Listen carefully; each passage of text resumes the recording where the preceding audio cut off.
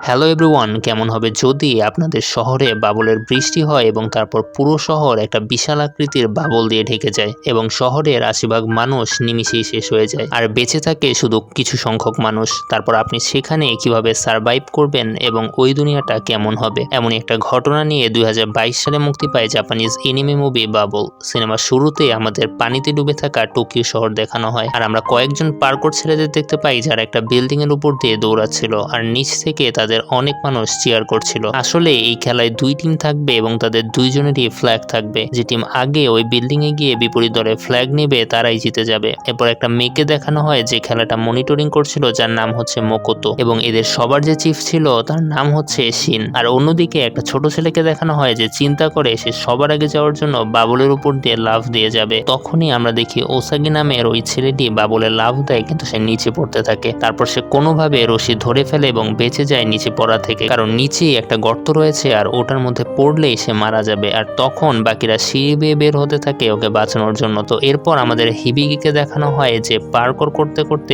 ওসাগি নামের সে বাচ্চা ছেলেটিকে বাঁচিয়ে ফেলে। তো এইটা দেখে সবাই হিবিকিকে নিয়ে চিয়ার করতে থাকে আর হিবিকি তখন তার হেডফোন নামায় এবং চারপাশ থেকে আওয়াজ শুনতে পায় এবং সে তার চোখ বন্ধ করে আর একটা বাবল দেখতে পায় এবং সেই বাবল থেকে সে কোনো একটা গানের শব্দ শুনতে পায়। এরপর হিবিকি অনেক দ্রুত পার্কর করতে করতে বিপক্ষ দলের ফ্ল্যাগ তুলে নেয় এবং চিফ অ্যানাউন্স করে হিবিকিদের টিম জিতে গিয়েছে। এরপর হিবিকিদের টিমকে দেখানো হয় যারা আজকে জিতার জন্য পার্টি করছিল আর অন্যদিকে হিবিকি একা হেডফোন লাগিয়ে বাহিরে দাঁড়িয়েছিল। তখন লুকিয়ে মোকোতো চলে আসে আর এসেই সে হিবিকির হেডফোন নিয়ে নেয়। তবে হিবিকি তাকে এমনটা করতে মানা করে, আসলে হিবিকির কানে সমস্যা আছে আর তার শব্দে অ্যালার্জি। তো এরপর হিবিকি বলতে থাকে সে দ্রুত এখান থেকে চলে যাবে সেই টাওয়ারের রহস্য জানতে। এরপর হিবিকি একটা গানের আওয়াজ শুনতে পায় আর তারপর হিবিকি সেই টাওয়ারে যেতে থাকে। তো মোকোতো ভয় পেয়ে চিফকে বলে চিফ, হিবিকি আবার টাওয়ারের কাছে চলে গিয়েছে। আর এরপর আমাদের ৫ বছর আগের ফ্ল্যাশব্যাকে নিয়ে যাওয়া হয় যেখানে দেখানো হয় পুরো পৃথিবীতে হঠাৎ করে বাবলের বৃষ্টি হতে শুরু করে আর তারপর টোকিওর সেন্টারে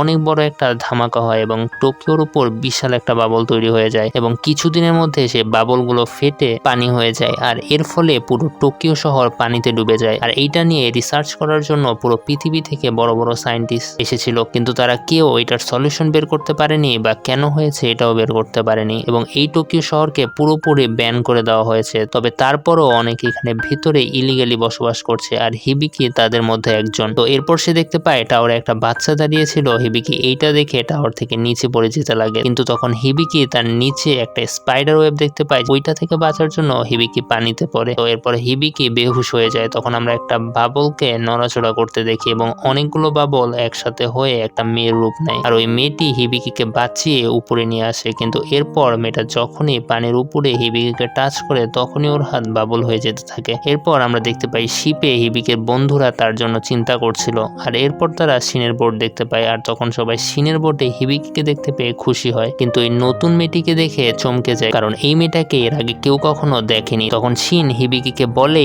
এই মেয়ে অনেক চঞ্চল, তুমি ওকে পার্করের জন্য ট্রেন করতে পারো। তো এরপর হিবিকি ওই মেয়েটার নাম রাখে ইউটা, যে নামটা শুনে ইউটা অনেক খুশি হয়। আর মোকোতো যখন তার ল্যাবে কাজ করছিল তখন চিফ শিন আসে এবং বলে মেয়েটা আগের চেয়ে একটু সুস্থ হয়েছে। এরপর আমরা দেখি ইউটা মোকোতোর কাছ থেকে গল্পের বই পড়ছিল আর সেখানে সে একটা জলপরীর গল্প পড়ে যে জলপরী একটা প্রিন্সকে ভালোবেসে ফেলে এবং কিভাবে ওই জলপরী প্রিন্সকে বাঁচানোর জন্য নিজের জীবন স্যাক্রিফাইস করে। আর এরপর আমরা মোকোটো, হিবিকি আর ইউটাকে দেখি তারা একসাথে বসেছিল। তখন ইউটা বই একটা ঘূর্ণি দেখে আর জিজ্ঞাসা করে এইটা কি, কিন্তু হিবিকি এটার কোনো উত্তর দেয় না আর সে সুন্দর একটা বাগানে গিয়ে ফুলে পানি দিতে শুরু করে। কিন্তু তখনই হিবিকির মনে হয় তার পিছনে কেউ রয়েছে আর যখন সে পেছনে ফিরে তাকায় তখন সেখানে দেখে ইউটা এসেছে আর ইউটাকে বলে এটা তো আমার সিক্রেট জায়গা, এখানে কেউ আসে না শুধু আমি ছাড়া, তুমি কিভাবে আসলে? আর এরপর হিবিকি বলে আমি ছোটবেলায় যখন শহরে থাকতাম তখন সেখানকার শব্দে আমার অনেক বেশি সমস্যা হতো, তাই আমার মা আমাকে একটা হেডফোন দেয় আর যখন বাবল পড়ছিল তখন আমি ওই টাওয়ারে ছিলাম এবং সেখানে অনেক বড় একটা ধামাকা হয়। আর তারপর যখন আমার চোখ খুলে তখন আমি দেখতে পাই আমি বেঁচে রয়েছি কিন্তু বাকি সবকিছু ধ্বংস হয়ে গেছে। আর তারপর থেকে ওই টাওয়ার থেকে আমি একটা গান শুনতে পাই। এরপর আমরা মোকোতোকে ল্যাবে দেখতে পাই আর সেখানে কয়েকজন এসে মোকোতোকে কিডন্যাপ করে। তারা এই কাজটি এই জন্য করেছে যাতে হিবিকিদের টিম সেই ছেলেদের টিমের সাথে পার্কর খেলে আর সেই ছেলেদের টিমের নাম হলো আন্ডারটেকার টিম আর হিবিকিদের টিমের নাম হলো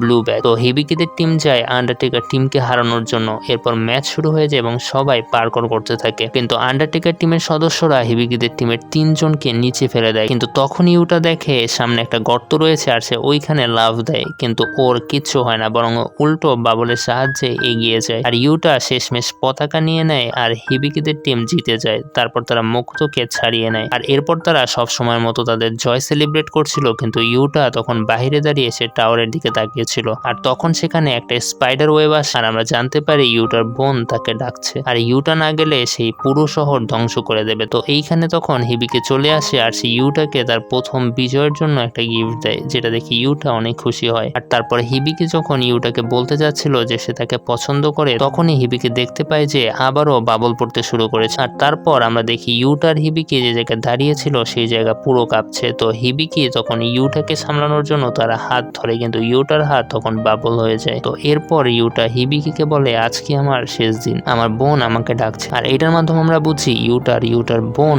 অন্য একটা গ্রহ থেকে এসেছে আর তারা পৃথিবী ধ্বংস করতে চায়। অন্যদিকে হিবিকি সে টাওয়ারে যাওয়ার প্রস্তুতি নিতে থাকে এবং সকল বন্ধুরা বলে আমরাও তোকে সাহায্য করব। আর যখনই ওরা টাওয়ারের কাছে যায় তখনই ওখানে অনেক বাবল চলে আসে যেগুলো ওদেরকে নিচে ফেলার চেষ্টা করছিল। আর তখন ওদের সাহায্য করার জন্য ওদের চিফ শিন চলে আসে এবং শিন সামনে এগিয়ে যেতে থাকে আর বাকিরা তার পেছনে যায়। তারপর হিবিকি আর তার বন্ধুরা কাই এবং শিনের সাহায্যে সেই টাওয়ারের টপে পৌঁছায়। আর যখনই টাওয়ারের সেন্টারে যায় তখনই সে দেখে অন্য একটা জায়গায় সে চলে এসেছে এবং হিবিকি সেখানে তার 5 বছর আগের মেমোরি দেখে। আর সে যখন কাউকে ছুতে যায় সবকিছু বাবল হয়ে গায়েব হয়ে যায়। আর এরপর ওর নজর যায় উপরের দিকে আর সে ইউটাকে দেখতে পায় সে তার বোনের সাথে ছিল। তো হিবিকি ইউটার কাছে যেতে লাগে, কিন্তু তখনই নিচে পড়তে থাকে এবং টাওয়ার থেকে রেড ওয়েভ বের হয়। আর হিবিকির উপর তখন একটা রেড বাবল হামলা করে দেয় এবং সেটার ভিতর ওকে বন্দি বানিয়ে ফেলে। তো ইউটা এসব দেখছিল আর তখন ইউটার মাথায় আসে কিভাবে ওই জলপরি প্রিন্সকে বাঁচিয়েছিল নিজের জীবন স্যাক্রিফাইস করে, এবং ইউটা যদি ওই বাবল বা নিজেকে ধ্বংস করে দেয় তাহলে ওর বোন যে এখানে টোকিও দখল করে রেখেছে এবং সব বাবল ধ্বংস হয়ে যাবে আর হিবিকিও বেঁচে যাবে। এরপর ইউটা তার বোনের হাত ছাড়িয়ে হিবিকিকে বাঁচায় আর হিবিকি দেখতে পায় তাকে স্পর্শ করার কারণে ইউটা বাবল হয়ে যাচ্ছে এবং বাবল হতে হতে ইউটা শেষ হয়ে যায়, যার ফলে টোকিও শহর